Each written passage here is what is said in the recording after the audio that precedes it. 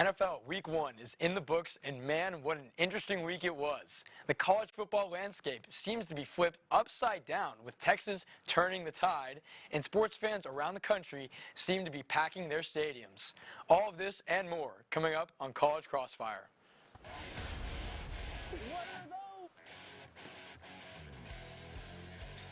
Coming back to that 2021 MVP. He's better than Josh Allen. He's better than Michael Alvarez. He's not better than Mahomes. I can't say that. What you really think you get kicked? You know, bag of money or whatever, some food inside them. No, that is a great answer. How dare you? Oh, man. Good evening, and welcome into the most renowned sports show on the planet. I am your now somewhat new host, Ryan Swantkowski, and we have a great show for you this evening. Before meeting our contestants, I want to share with you that today's show is brought to you by Cap Metro, Austin's transit system. We connect you to work, school, play, and everywhere in between. Plan your ride to this weekend's game at capmetro.org. All right, now let's go ahead and meet the players of the game tonight. Introducing first, the College Crossfire Week 1 winner and a guy as happy as can be due to the Cowboys' blowout win, Joseph Duffey. Joe, how are we doing tonight? I'm feeling good, man. I'm trying to go back to back after a nice Week 1 victory, as you said. Got some new opponents here, fresh, in their first appearance in Crossfire. Oopsie. I'm ready. That's not going to sidetrack me. You know what, we had an off week. People are a little rusty. It's okay. We're going to go with it. Welcome, Joe. Thank you for being here. Well, great to have you back on. In our second chair, we have the silent killer and a dude with a very deep basketball bag, Aram Vela. How we doing, man? I appreciate it, man. I'm just happy to be on here. You know what I'm saying? I don't know why Joe fumbled the bag with that intro there, but as long as I beat him, I'm going to be happy. You know what I'm saying? I do know what you're saying. I do know. You got to take down the reigning champ. I understand it. Welcome to the show. Really, really glad you're here. And in the third seat, making his fall 2023 Crossfire debut, Michael Alvarez. Michael, how's it going? You know, it feels great to be back. You know, I was on quite a bit last year. I had a great time. I actually never competed with these two. As Aaron liked to say, this is defraud. Joe Mickey or whatever he wants to call him. But either way, I'm excited to be here and ready to get the ball rolling. Excellent, man. So glad you guys are all here tonight. It's going to be a really great show. So let's get it going very soon. Thank you all for being here, and I'm very excited to get it going. Before that, though, let's go over the rules of the game, just in case you have never tuned in before. There will be 3 rounds, with each round containing 3 questions, and points will be given to who I believe has the best answer in order of 3 points, 2 points, and 1 point. Whoever has the most points at the end of the 3rd round wins and gets to come back for next week's show as well. But we can't forget that the 3rd and final round, or the rapid fire round, is worth double the points. That meaning the best answer will receive 6 points, and so on. Also in the rapid fire round, the contestants have not been able to see or prepare for these questions whatsoever, meaning they will have to improvise, overcome, and just hopefully not get caught in the crossfire. Now that the game is explained, let's get firing. The Longhorns beat the Alabama Crimson Tide by a score of 34-24 on Saturday, breaking all kinds of Alabama streaks, such as their 43 straight non-conference home winning streak. Now ranked 4th in the nation, the highest since 2009. What was their biggest key to success for the victory? With this question, we're going to start with Joe. Yeah, what a win that was. Just an excellent showing. Seems like Texas dominated that win pretty much the entire game. But for me, it has to be Quinn Ewers and the deep ball efficiency. They've been struggling with that the entire season, even going back to last season as he was hurt and as he came back from his injury, still struggling with it. They said in the broadcast he was actually between 100 to 120 qualified FBS quarterbacks in deep ball efficiency. He's been struggling with it for a long time, but he ended up connecting with it with A.D. Mitchell downfield, and of course in the beginning of the game with Xavier Worthy. And that first one with Xavier Worthy was his first 20-yard touchdown pass in the history of his college career. So when you have stuff going right like that for you, he had over 340 yards passing, 3 passing touchdowns. It starts with Quinn Ewers, the quarterback, the leader of this team, the leader of this offense. He's the answer, and his deep ball efficiency proved to be the winner for the game. Yeah, I do agree with you there. Quinn Ewers' deep ball looked absolutely phenomenal, and some of them had just insane loft on it, like really went up, way up into the sky. Like, where's it going? I do agree with you, Joe. Aram, what do you got? I just want to say that probably wasn't off the top of the dome. Joe was looking at his notes before the show started, so But honestly, there's not really one place you can pinpoint. You know what I'm saying? If I had to pick one person that I think really proved themselves last week, and I would say it's Steve Sarkisian. He showed his ability to make the right play call, and in the offseason, he showed that he was going to be aggressive in the transfer portal, which is going to play a big role in college football from now on. So, if anything, he made a big statement when he put himself on the map, beating his old mentor, Nick Saban. So, I'm going to have to go with that for this answer. I agree with you as well. Steve Sarkisian seems to be the correct play caller, seems to be the correct recruiter, seems to now be getting some wins for the Longhorns. So, all right, Mike, what you got for us? Well, Joe took my first answer, and then Aaron took my backup answer. So I'm going to go off the top of my head here, and I'm going to flip it to the other side. I'm going to say our biggest key of success was Jalen Milroe being mid. I mean, he threw us the ball twice, which, I mean, as a quarterback, you don't really want to do that. And then he struggled to get out of the pocket whenever pressure got there. Shout out to Byron Murphy, though, and T'Vondre Sweat for getting there in the first place. So, I mean, again, I would probably flip that to also the defensive line there. They were a big factor. They pressured him a lot. They got, I think, 4 or 5 sacks in the game. So I would say the two biggest things would have been Jalen Milroe being mid and the defensive line not being mid. Wow. Okay, there we go. I like the term of mid there. Very, very well used. Great answers across the board there, truly, from all three of you. With the points, I am going to give Joe the 3 here. I think Quinn Ewers just putting up 350 yards and 3 tutties against Alabama in this day and age is just ridiculous. I'm going to give Aram the 2 here. I do think Steve Sarkisian's play calling was absolutely crucial for the win for the Longhorns this past week. And Mike, I'm going to round you off with the 1 just for this very first question. Plenty of time. You got plenty of time. There we go. Okay. There we go. Moving on to question number 2. Everyone knows that Alabama has been the face of college football for most of the 21st century. From Heisman winners to national championships, year after year after year, they're competing to be the best team in the FBS. After this loss, some people are starting to question if the Bama dynasty is ending. Do you think the Alabama football program is finally on the decline, or is this just one loss? Aram, we're going to start with you on this question. Well, you obviously can't say that, Alabama's been its best as it's been, when they were winning championships back-to-back, like back during 2016 Clemson days. I like to say something that Georgia is the new Alabama. I think that Georgia is going to be that team that dominates the decade. Alabama, I feel like I said before, the transfer portal is going to really play a big role in, not the demise, but, I mean, they're not going to be, undefeated, getting to the college football championship like it's like every year for them. It's not going to be the Alabama Invitational anymore. Like I said, sorry about that. The transfer portal, since that and NIL, it's going to play a big deal in this because usually Alabama's so deep, so talented, but players are going to want to play somewhere else and they're going to want to get money where they can get it. Yeah, absolutely. I think the transfer portal and NIL are both playing major roles in that, and so I agree with you there. All right, Mike, what you got? I don't think the dynasty's dead strictly because Alabama led this year in 5 stars recruited. I think they had 18. I mean, they averaged probably about 13 5 stars a recruit class. So, I mean, you can't really count out the fact that they can bring in talent, especially if a Hall of Fame coach like Nick Saban on the calling the shots. And then at the same time, the defense secondary did seem to struggle in the first week and the second week, obviously. But, I mean, a lot's still there. I think they're still going to run the conference. The SEC doesn't look as powerful as it used to be. I think the 2 top dogs would be Alabama and Georgia, and you have LSU in there, and then obviously Texas OU joining. But I think the Alabama's still going to probably average out to 9 to 10 wins a season. I mean, they still have the talent to do that. I don't think the dynasty's strictly dead. Like, as he said, it's not going to be the Alabama Invitational. They're not going to be the number 1 team, number 2 team every time. But, I mean, I still think that they still have enough firepower to keep going. I agree with you. I think they got plenty of firepower, and I agree with you with the SEC as well. It doesn't seem to be quite as strong as maybe some may believe. So, Joe, round us off. What you got? I think this is a complete overreaction by the media. I find it kind of laughable, honestly, because they lost to just a good team. So, of course, Texas is going to be in the SEC eventually, but Alabama itself, the brand speaks for itself. 17 national championships, a multitude of SEC championships. Just because they've won a national championship, say last year, they still won in 2020. They still went back in 2021. They still produced first-round picks at a rapid rate. And most of all, they're led by Coach Nick Saban, who has more first-round picks at 44 than he does losses at Alabama at 28. That right there is enough for recruits all over the nation to still want to go to Alabama because they have the best chance there to go to the NFL.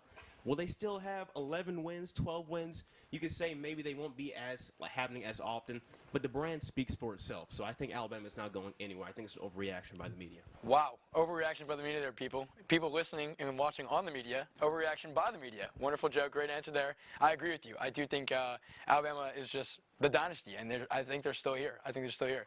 So looking at this round's points, first off, great answers by all of our panelists. I'm going to give Michael the 3 here. I think Michael kind of hit it right on the head there. I think the dynasty is slightly declining, but I liked what you said about the SEC, and I like what you said about their players. Joe, I am going to give you the 2. I liked your bold statements there about Bama and their dynasty. And Aram, I'm going to give you the 1 to round this question off. Moving into our last question of this round. The Colorado Buffaloes are 2-0 on the season now with wins over TCU and Nebraska. They have insanely talented stars such as quarterback Shedeur Sanders and wide receiver defensive back Travis Hunter, former NFL legend Deion Sanders as head coach, and have already surpassed their win total from last season, which was 1. Is Colorado the real deal, or do you see them as more of a fluke team? Mike, we're going to start with you. I guess I'd probably kind of put it in the middle because right now they look like they could be the real deal. At the same time, they look like they could be a fluke. But, I mean, this year I think they're obviously still going to struggle a little bit against big teams like Utah and USC. But, I mean, this is what I think what they're doing right now is to start building a brand at Colorado, and they're going to start recruiting bigger players and more things. I mean, right now they do have 2 players that are in the Heisman candidate with Hunter and Sanders. So, I mean, I think this team can be the real deal right now. I think it's hard to say right now to give it a definite answer. But this season, I lean it more towards fluke just because, I mean, TCU, that's a big win on the road. But we don't know how good of a TCU team this is anymore. I mean, last year they had kind of a Cinderella season. Yep. But, I mean, I think what I'm going to wait for is how they play against big teams like I stated, USC, Utah, Oregon, stuff like that. So, I mean, that's kind of what I look for. But right now I would probably lean more towards fluke. Yeah, I like how you brought in TCU there, and I like how you're trying to stay patient with the call as well. Joe, let's hear it. Yeah, impressive wins thus far, but I'm thinking about the long term. Of course, people can talk about if this is a fluke season thus far. That doesn't even matter. Like you said, they've already gotten more wins thus far than they've had in last season. So if you look at what Deion Sanders is doing right now, he's bringing a mixture of traditionalism and also being a player's coach, which is different from a lot of other coaches in the FBS. Being that he also has leaders in dogs jerseys. I don't know if you've seen that. Every leader is not a dog. Every dog is not a leader. That's different from whatever any coach has ever done. There's no captain's jerseys. So what he's doing is different right now. So they're building for the long term. This is what recruits will be attracted to because nobody wants to go to Boulder, Colorado for the past 2 decades. So he's going to change this program for the better. They will be better in the future. 5 years from now, who knows? They could be top 5 in the nation every year. Wow, 5 years from now, top 5 in the nation every year. Interesting take there, Joe. I like the dogs part. I like the leaders part. Very interesting by Deion and his team. All right, Aram, round us off. That's a bad take, but okay. So basically, I think you can't really say it's been anything but a success so far. Like you said, they've already doubled their win total. I think what Coach Prime is doing is revolutionizing the game of college football because it's been so stale for so long. I'm surprised neither of you bring this up, but what he's doing with the transfer portal and what he's doing with letting players play both sides of the ball like Travis Hunter, that's just going to give him more exposure in the end. I think Travis Hunter is probably going to be a top 10 pick by the time it's all said and done. But yeah, so far it's been a success. I can't really say they're going to win, the college football national championship. But I think that what he's doing is going to change the game. That's for sure. Okay. Well, there you have it, Aram. I like that you brought in the transfer portal. You talked a little bit more about Deion. I really like that answer. I like the answers across the board. Really great answers across the board. With this ending off this first round, I'm going to give you the 3 there. I liked how you brought in Travis Hunter. And not that you didn't, Mike, but I liked what you incorporated with that. Joe, I'm going to give you the 2 here, and Mike, I'm going to give you the 1 there on the end. That will wrap things up for tonight's first round. Don't go anywhere. College Crossfire. We'll be right back.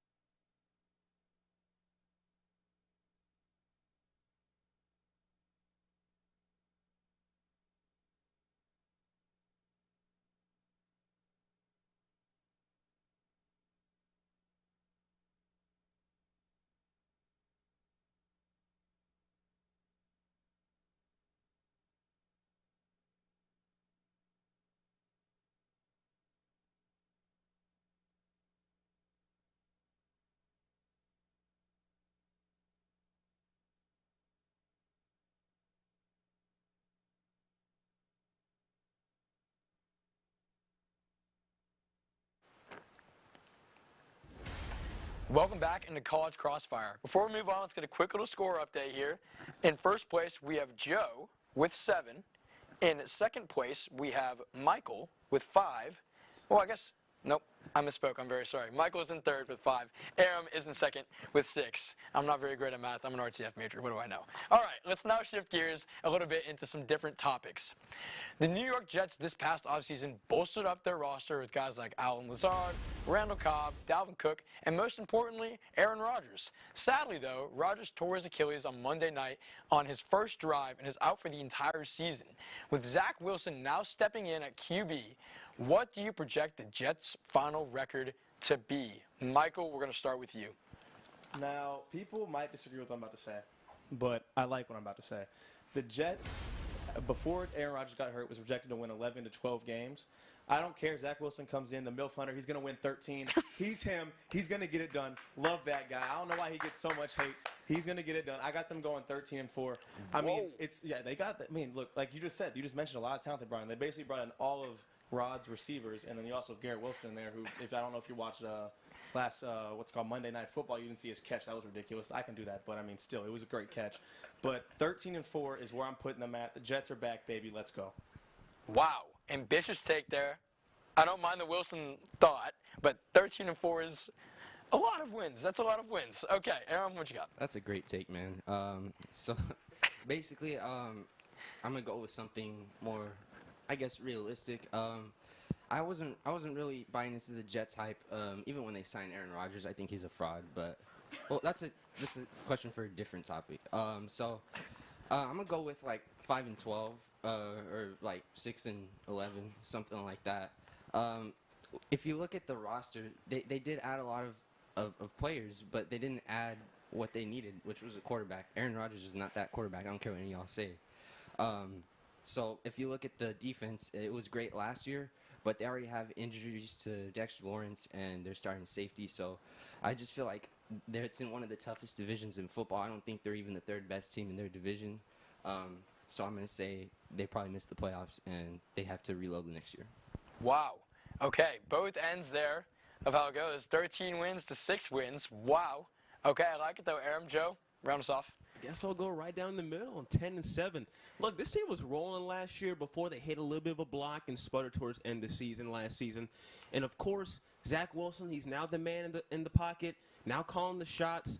But look, they had Josh Allen out there. The Jets defense had him seeing ghosts. Remember Sam Darnold saying that a few seasons ago? Josh Allen threw 3 picks. This defense is a problem. I don't care what anybody says. They were top 3 in yards per game given up last season. As long as they lean on their defense and Zach Wilson does not turn the ball over, this team will be just fine. And I think they can get a few wins out. Maybe towards the middle of the season they may have a sputter, but I think they can go 10-7, possibly be second or third in the division. Yeah, I agree with you, Joe. I think their defense obviously has just been phenomenal with guys like Sauce Gardner, Quinnen Williams, stuff like that. And I think Zach Wilson, you know, he could squeeze out a few wins. So we'll get our point totals for this question. Joe, I'm going to give you the 3 there. Great explanation, like you going right down the middle. Michael, I'm going to give you the 2 because I still personally believe in the Jets still, especially on the defensive side of the ball. And Aram, I'm going to give you the 1 for this question. Moving on. So far in this MLB season, the Atlanta Braves seem to have the best total offense by a landslide, as they are first in the MLB in runs, batting average, and a lot of other stats as well. Who do you think has the best offense in the MLB this season and why outside of the Atlanta Braves? Aram, we're going to start with you. Yeah, I'm gonna keep it a buck. I don't really watch baseball, so I'm just gonna go with the flow here. I'm gonna say the Houston Astros probably. You can't really claim somebody is like gone till you dethrone them. Same thing with the Chiefs. Same thing with the Nuggets. They just have too much talent on their roster, and I know they've been dealing with a lot of injuries. I don't really know any of the players, but I'm gonna just say the Astros because you're the defending champs until somebody takes you down. You know what I'm saying? So I'm gonna go with the Astros. Okay. I like that answer. Astros have been slugging as of late, especially against the Rangers. I'm not going to say who in this group is the Rangers fan. You can probably pick it out though by his little shenanigans going on. Okay, I agree with you, Mike. Let's hear it. Yeah, Aram had a great take there. I'm an Astros fan, so I got to live with it. The Nuggets are frauds, though, so it doesn't really matter what they do. But moving on to the actual question, I got to go with the Dodgers. I mean, they're a team that's consistently always good in baseball. I don't watch a lot of baseball, but I mean, I do watch when it comes to playoff time. So I mean, obviously they're always in there, a top seed. And I also look at their stats this year. They have 455 home runs. They're on pace for 878, which is 31 more than they were last year. You got Freddie Freeman, Mookie Betts, who have caught fire recently. So I think that team's really strong altogether. I like the pickup. I mean, right now they're second in the AOL or whatever the conference is. They're first in their division, AL West, I think. Or NL West. NL West. Okay, I'm not good with the conferences, but anyway, they're right behind the Braves. But I mean, it's still really good. They're still a really great team, and I got to go with them. Okay. I'm going to agree with you there as well. I think the Dodgers have a lot of firepower, especially with guys like you said, Mookie Betts, Freddie Freeman, and others on that team. So, Joe, what you got? Those were some great answers, fellas. I was actually going to take one of those, but I'm not going to disclose which one that was. But the Texas Rangers, I got to say, they have the best offense right now. I mean, my goodness, this team has been decimated by injuries, Ryan. I know you've noticed them. But, my God, 5 All-Stars, of course, getting elected to the All-Star game. But, my God, they've been third, I believe, now sitting behind the Braves and Dodgers in runs per game, sitting about just above 5 runs scored per game. And they've been shuffling guys in and out. And they're not supposed to be winning right now. They've had so many pitching injuries. They've had so many blown saves. This offense should not be doing what they are doing. They are top. I think they're actually behind the Braves in total team average. And, of course, they're top 5 in runs scored and runs per game. This offense will be a problem come playoff time if they do make playoffs. But the Texas Rangers, I would say, are the best offense in the MLB right now. Okay. Wow. Besides the Braves, of course. I like the different takes across the board, and I'm putting all biases aside. Promise you here. With the points, I'm going to give Aram the 3. I do think the Astros, through and through, have the best lineup in baseball outside of the Braves. You look at their 1, you look at their 8. I'm not counting their catcher per se, but you look at 1 through 8, they're just dominant across the board when they're healthy, especially with Yoran Alvarez. I'm going to give Michael, I'm going to give you the 2 with the Dodgers. I just think they are too powerful. They are right behind the Braves in the NL. And Joe, I'm going to give you the 1. It's not that the Rangers offense is bad by any means, but recently I feel like they've struggled a little bit, and they are kind of injury prone, especially compared to the other 2 teams as well. All right, moving on to our third and final question of this round, and back to the NFL. It seemed this week that QBs around the league struggled greatly. Lamar Jackson, Joe Burrow, and other big names didn't even score a touchdown in their 2023 Week 1 debuts. Looking at the league as a whole for the 2023 season, who are your top 5 quarterbacks? And give me a little explanation why. Number 1, Patrick Mahomes should not even be discussed. He's by far the best quarterback in this league. Number 2, I'm going to go Joe Burrow. Obviously, he did not have the best Week 1 performance, but they heat up usually in the middle of the season. Number 3, I'm going to go Josh Allen still. Of course, had 3 picks. I don't think that this will affect him that much in the first few weeks. This team obviously has a little bit of offensive sputter sometimes, but their run game will get better, and I think that would actually help them in the future in the offense. Then I'm going to go Jalen Hurts, of course, NFC champion. He's returning now, trying to repeat also the division title. And then I'm going to go Justin Herbert here. Now, a lot of people may be shocked by this, but my goodness, he doesn't have to do as much in this offense now with Kellen Moore, the former Cowboys OC, coming to be the OC for the Chargers. I believe he's a top 5 quarterback. He will be unleashed even more in this Kellen Moore offense. I think it's a top 5 quarterback. Okay. Wow, I was not expecting to hear Justin Herbert's name. If Edley is watching out there, she is ecstatic. Very talented quarterback nonetheless, though. Aram, let's see what you got to say. He got that off ESPN, let's be honest. So I'm gonna say that I'm pointing out something in the question. It says for 2023. This isn't 2022, Joe. So number 1, Patrick Mahomes doesn't need to say anything about that. I'm gonna keep the top 3 the same actually. Joe Burrow, Josh Allen, by far the 3 best quarterbacks in the NFL. Number 4, I think I'm gonna go Tua. Just because you saw what he did, and look at the situation that he's in. That's all I'm going to say. He has 2 of the best receivers in the NFL. Number 5, Joe's probably going to be happy about this. Probably not, but I'm going to go Dak Prescott. The Cowboys, they look good this year. What can I say, man? And look at that receiving core. that's all I gotta say. Wow. Okay. And another interesting shakeup I wasn't expecting. So no Hurts in the top 5. You got Tua up there. You got Prescott up there. Very interesting. I like it. All right, Mike, what you got? Round us off. If that one caught you by surprise, this one's gonna catch you by surprise too. Oh boy. But my first two are gonna be the same. Are gonna be similar. I have Mahomes, obviously generational athlete. Not gonna say much there. Then Jalen Hurts, the big faith man. He's what a guy. I love that guy. Even though he went to Oklahoma, it doesn't really matter. But we'll move on from that. But and then I'll go to my third. Give me Trevor Lawrence, baby. I love that guy. Sunshine. He's ready to make it happen. I love what the Jags are doing down there. They're coming back. I mean, if they can go to what's it called? Make a championship game with Blake Bortles, they can do it with Trevor Lawrence. And then move on to the 4, I'm going to go with Tua, similar to what he said. I mean, he threw for almost 500 yards last week. Obviously, like 300 of that went to Tyreek Hill because he just passed Aaron Wilson on the field. And then finally, my biggest hot take of the night, give me Brock Purdy. That man is him. I love that guy. If you just, I mean, you can't really say he can be a mediocre QB and they'll still win 12 games because if you look at that roster he's with. So, I mean, it just makes perfect sense to put him up there. I think he's an elite quarterback, too. So, I mean, those are my 5. Well, I'm sticking with him. Okay. Welcome to College Crossfire, ladies and gentlemen. We have quite the smorgasbord of answers across the board, and I love them all. I like the ambitious take there, especially with Purdy. Wrapping up this round and looking at the quick scores for this question, Joe, I'm going to give you the 3. I don't necessarily love Herbert being in your top 5, but I'm going to give it to you. With the 2, I am going to give it to Michael. I like the fact that you included Trevor Lawrence in your answer. I don't know necessarily about Purdy there at the end, but I like that you included Hurts as well. And Aram, I'm going to give you the 1. Not that your answers were bad. I'm just not a believer in Dak Prescott being top 5. Pure and through. Yeah. But that will do it for the second round. We've got Rapid Fire coming up next. Stay with us. You won't want to miss it.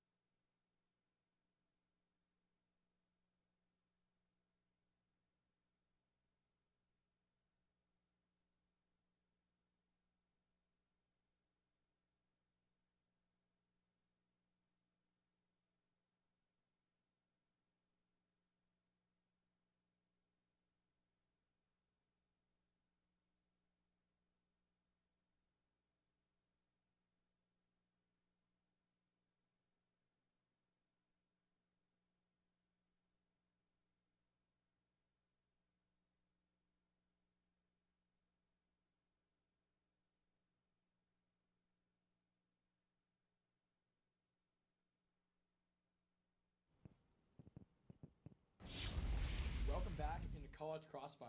We have a tight game right now with Joe leading the pack with 14 points, Aram and Michael tied at 11. But it's still anyone's contest to take as we enter into the final round of tonight's show.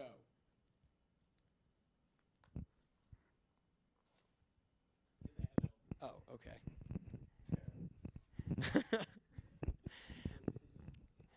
The final round of tonight's show. That's worth double the points. And my advice to the contestants, don't get caught in the crossfire. Let's get into our very first question. The Houston Astros last week scored double-digit runs in all 3 of their games against the Rangers in Arlington, absolutely smashing the ball with 16 total home runs and 39 total runs scored. Scoring a lot of runs is fun, but so is the game of baseball itself. If you could play any position in baseball, what would it be and why? Anybody can answer at any time. Man, I'd be a first baseman. Why? Because they stretch so sexy. I mean, my God. Have you seen the way Vladimir Guerrero gets low? I mean, my goodness. If you see that how he receives the ball from first base, it could be Yandy Diaz. I don't care. If I have the build of Yandy Diaz, if I have the build of Vladimir Guerrero, I don't care what it is. I'm playing first base. I don't have to worry about too many grounders because there's not as many left-handed hitters in the MLB.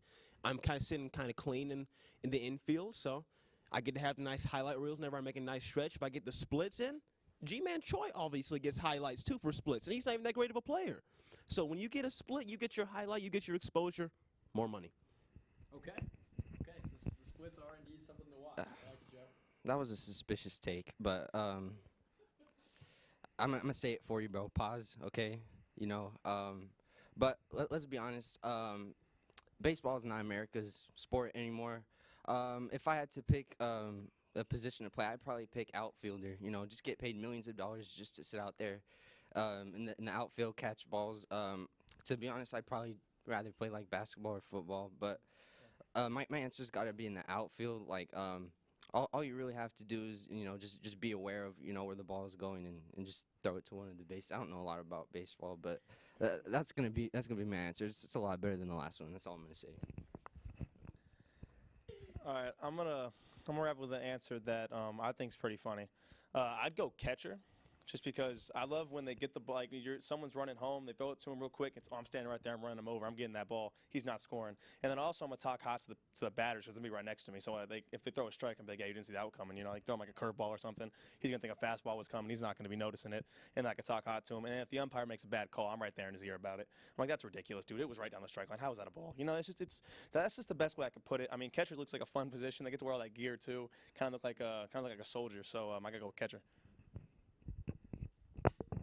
Okay, great answers across the board. We have a little bit of a mic issue here, so bear with us. It's still early in our season as well. I'm not going to say who's getting the points this round. You're going to hear at the end who our winner is. But great answers across the board. Really liked the versatility from your guys' answers. Moving on to our second question. The University of Nebraska made history last week as they hosted a volleyball game against the University of Nebraska at Omaha that broke the all-time attendance record for a women's sporting event in America, and maybe even the world, with an attendance number of 92,003 people. That is so awesome. Wow, just first off, that is incredible. If you were able to say any 5 words or fewer to that amount of people, what sports take would you say and why? Example, the Cowboys aren't America's team. Anybody can answer at any time. You said 5 words? I don't need 5. I'm gonna do it in 3. I'm gonna basically say, y'all know what I'm gonna say. Lakers in 4. The Nuggets are frauds. You know what I'm saying? 3 words. That's all you gotta say. Lakers have the best roster on paper this year. In all seriousness, love the additions of Christian Wood. You said 92,000 people. I think they need to know that the Lakers are coming after that number. Isn't it number 18 this year, right? Yeah, that's all I'm gonna say. For me, I gotta say, get real, Aram. I gotta say that's not happening. The Lakers are kind of trash. It doesn't matter how good you try to sign. I mean, your team is just not that good. I mean, so get real, Aram. I believe your take is kind of crazy. That's what I would say to the 90,000 people because the Lakers simply just are not that good. That's crazy. That's a bad take. All right. I mean, I really can't think about anything I would say to like a certain base. So I'm gonna go with Goat James. So that's 2. I'm gonna go with Jor Gamble, and I'm gonna go with Kerr Fraud. I'm gonna go with those things just because obviously LeBron's the GOAT. Jordan's a bum. I barely think that Jordan's top 5. I'd probably put him at like Top 20, honestly. like maybe 4. And then Curry, I do like Curry, but I didn't like when he was playing Braun, so he's fraud for a reason. But I know Goose is not going to like that one. But yeah, those are my. I don't think if that made sense for the answer, but I just had to say that. There we go. That's a good take. Okay, I was not expecting LeBron and Jordan answers strictly from our 3 contestants over here. Okay, all right, we're gonna move on to our final question of the night, and then we'll crown our champion. Wow. Okay, I'm still kind of shocked here, which is pretty crazy. Yes, very crazy indeed. The NFL is back, which means so are their mic'd up segments. If you are unfamiliar with this segment, it's where they put a microphone on an NFL player during warm-ups and during games in order to see what they say and how it sounds in real game time. They're usually very funny and enjoyable as players talk smack and even joke around a bit. If you can mic up any NFL player today, who would it be and why? First, let's take a look at some examples. Call me El Travador. Content creators over here. Hello, darkness, my old friend. Sports. Team. Football.